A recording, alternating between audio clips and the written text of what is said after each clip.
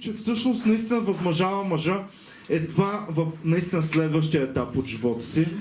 И този етап съм кръстил Counter-Strike, хора. Защото Counter-Strike е момента, в който наистина различаваш кои са мъжете и кои са путките. Защото истинския мъж веднага в Counter-Strike, веднага ще го познаеш. Веднага истинския мъж, веднага 4-1 и бързо веднага да ръчна малката бомба.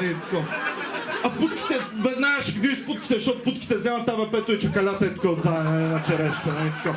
А истинския мъж не, истинския мъж веднага 4-1, даже не взема пълнители, хора. Директно отива към тунела на дъста, директно в тунела. Истинския мъж веднага бърза, взема 4-1-то веднага в тунела и ще го познаеш истинския мъж, защото истинския мъж винаги е първи в тунела и първия хедшот е него.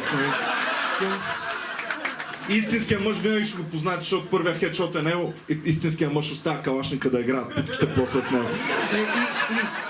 И аз най-добре ми приятел, Давид, едно време, Давид постоянно казвам, добре, Давид човек, смисъл един път едно оръжие, човек, той, Ваня, аз ще чувам с теб, то няма смисъл,